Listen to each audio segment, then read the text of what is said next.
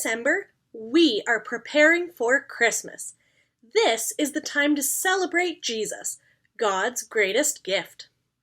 Our memory verse for this month is Isaiah 9:6. A child will be born to us. A son will be given to us. He will rule over us. He will be called Wonderful Advisor and Mighty God. He will also be called Father who lives forever and Prince who brings peace. Let's add some actions and take it in some smaller pieces. Child. Pretend to pat a child on the head. Child. Born. So you're going to stack your hands on your tummy like Mary before Jesus was born, and then the hand closest to you is going to slip out and under the other with your palm down. Born. Us. So point to the front of your shoulder and swoop it over into the other shoulder. Us. Sun. So you're going to put one finger like a salute or like you're holding the brim of a baseball cap up on your head, and then swoop that down so you're rocking the baby boy. Sun. Given. Pretend to hold a plate, then give it to someone in front of you. Given. He, we always point up to heaven for this one. So a ruler is someone who is strong and in charge. So for rule, we pull hard to put our hands in front of us, give those fists a shake for a good grip, and then set a new rule by putting down a hand fence. Rule. Over. So you're going to make a hand stack, then pull the top hand up to your nose. Over. Let's try putting all of those actions into the first half of our verse. A child will be born to us. A son will be given to us. He will rule over us. Great job! Let's learn the next part. Called. So make a phone with your thumb and your pinky out, answer the phone, and pass it to someone else. Called. Wonderful. So you'll do 2 high tens in front of you. Wonderful. Advisor. So cup your hands up by your temples, then snap them closed, like you're snapping your brain into focus to follow Jesus' advice. Wonderful Advisor. That's the first name in this verse. Wonderful Advisor. Mighty. We're going to use the same sign as we did for bold a few months ago. Put 2 hands on the front of your shoulders, then pull them forward into fists. Go ahead and flex your muscles to show Jesus' mighty strength. God. Make one flat praying hand and pull it from your forehead to your chest. God. Let's put that part together. He will be called Wonderful Advisor and Mighty God. The next part. Father. So with an open hand, touch your thumb to your forehead. Father lives. So make 2 thumbs up and raise them from your waist up to your collar. Lives. Forever. Point up to heaven and circle your finger from your elbow. So that's the third name. Father who lives forever. Now this is how we say the letter P in sign language. So just like we do an L sash to say Lord or an M sash to say Messiah, we are going to do a P sash to say Prince. Prince who, so you're going to make an L, put that thumb on your chin, tap your pointer down, who brings, so like you're lifting plates off a shelf and bringing them to the table, brings peace. Use your hands and push them down to settle it out and bring some calm. And that's the last name, Prince who brings peace. And all of that is found in Isaiah 9:6. Let's put that last piece together. He will also be called Father who lives forever, and Prince who brings peace. Ready to put it all together? Nice and slow. A child will be born to us. A son will be given to us. He will rule over us. He will be called Wonderful Advisor and Mighty God. He will also be called Father who lives forever and Prince who brings peace. Isaiah 9:6. Ready to go a little faster? A child will be born to us. A son will be given to us. He will rule over us. He will be called Wonderful Advisor and Mighty God. He will also be called Father who lives forever and Prince who brings peace. Isaiah 9:6.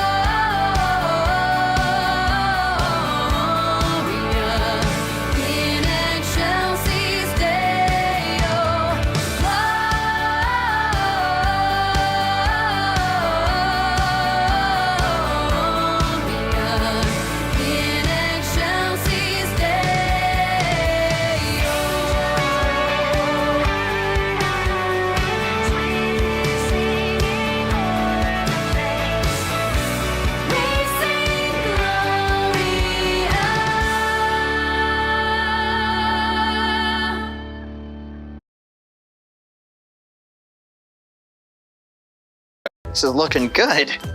Right there. Yeah, perfect. Like right here. Huh. My side looks good. Oh, hi, welcome to Story Lab. This week we're talking about Christmas. And putting more decorations on our tree. More tinsel? Always. Perfect. Plus, we also might show you something that might just rock your world.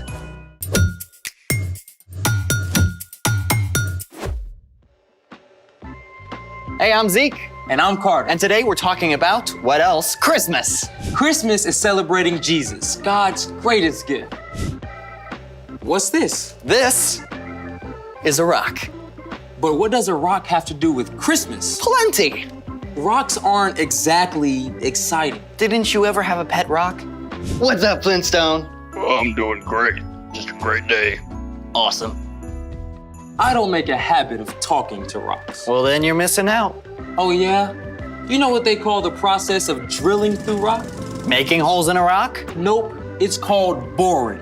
Boring. But rocks aren't boring. In fact, when you really think about it, rocks... Hold on, man. If you're about to say rocks rock, please don't. Listen, I get that rocks can look pretty common and ordinary, but there's more to this rock than meets the eye.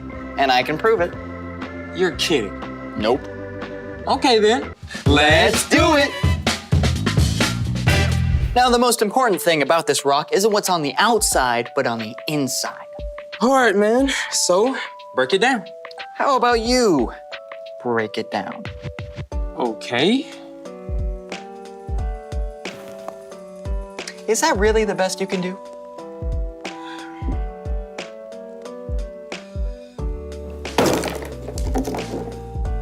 Whoa. You know, on the outside, it looks like a plain old rock, but it's actually a geode.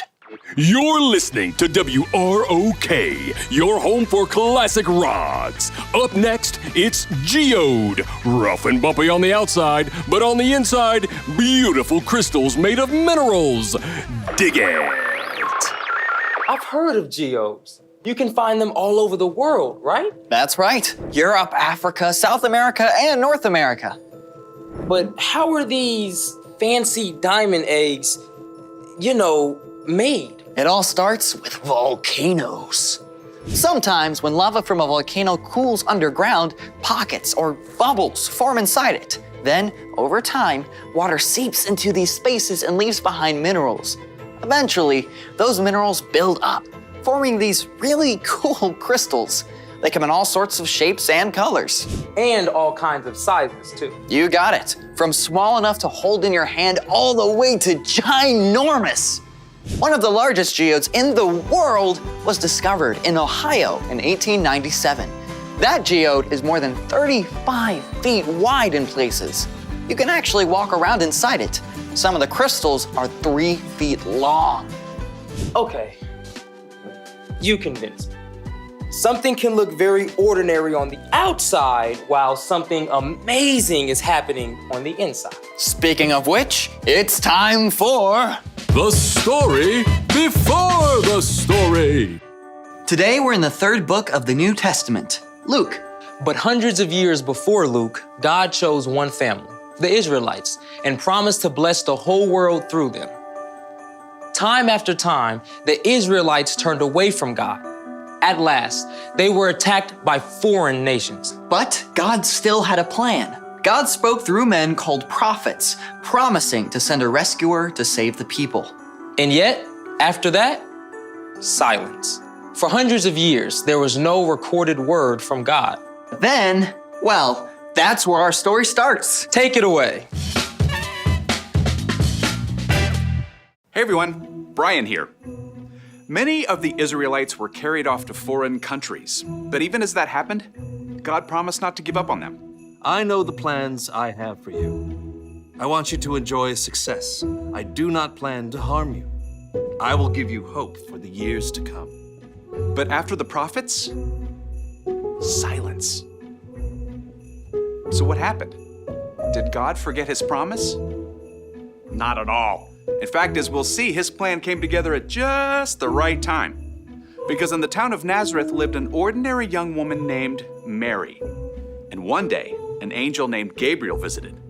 Greetings, Mary. The Lord has blessed you in a special way. He is with you. Whoa. I mean, can we just pause for a moment to think about how shocked Mary must have been? I mean, boom, angel in my living room, right? And we know she must have been scared because Gabriel then said, Do not be afraid, Mary. God is very pleased with you. Gabriel went on to explain that God's plan for rescuing the people had finally begun, And Mary would play a major part in that rescue. You will become pregnant and give birth to a son. You must call him Jesus. Okay, so Mary had some questions. Who wouldn't? But even though she didn't fully understand everything, she replied, I serve the Lord. May it happen to me just as you said it would. Mary was so excited she traveled to see her cousin Elizabeth, who was also going to have a baby. And even before Mary shared the good news, Elizabeth cried out, God has blessed you more than other women. As soon as I heard the sound of your voice, the baby inside me jumped for joy. You are a woman God has blessed. You have believed that the Lord would keep his promises to you. And Mary praised God. My soul gives glory to the Lord. He has taken note of me even though I'm not considered important. He has helped the people of Israel who serve him. He's done it just as he promised to our people of long ago. Even though Mary didn't know the whole story yet, she knew and trusted God. And because of that, she could have peace in the midst of something completely unexpected. The end. Wow. Can you imagine what it would have been like if social media existed back then? Yeah, I would have been all #mind blown. I hear ya. And yet Mary had peace because she trusted God. She may have looked ordinary on the outside, but God knew her heart was extraordinary. Hey, just like my geode. What do you mean? Well, you know, nothing special on the outside, but amazing on the inside. Ah, you're right. So, what's our part in the story? Well, Christmas is celebrating Jesus, God's greatest gift. But Jesus wasn't just a gift. He was the central part of God's big plan to rescue us. That means we can have peace because God always has a plan, even when we're scared or sad or uncertain about something. Like if you suddenly have to move to a new town in the middle of a school year. Or if a family pet dies. Or you find out that you're going to have a new baby brother or sister. No matter what happens, you can choose to give it to God because God has a plan. So we can have peace. I don't know why I'm here. I couldn't have said it better myself. See you guys next time. So, here's the thing. You can have peace because God has a plan. Hey, decorating with geodes? Good call. What can I say? These rocks rock. Thanks for joining us in the Story Lab. See you next time. That was a pretty good joke. Thank you. But you've had some good ones as well. Kind of learned from you, you know. Yeah, they're all right. Mary's response to the angel's news was pretty amazing, wasn't it? Do you remember what she said? I serve the Lord. May it happen to me just as you said it would. If you think about it, that brings up an important question. How did Mary find that kind of peace? In the middle of her fear and her uncertainty, she chose to trust God. She believed that God had a bigger plan. Remember, you can have peace because God has a plan. Say that with me. You can have peace because God has a plan. Christmas is about celebrating Jesus, God's greatest gift. Jesus came as part of God's plan to rescue us. We can have peace because we know that God always has a plan, even when we're scared or sad or uncertain about something. If you're worried about something right now, or if something in your life is changing and you're not sure what the future will bring, you can find peace because God is in control. You can have peace because God has a plan. You can put your trust in God, like Mary did. You can live with peace because you know that God is good, even when we don't always understand. You can have peace because God has a plan. I'm so thankful that God has a plan. And you know what? We've got a lot more fun planned in small group, so let's head up there right now.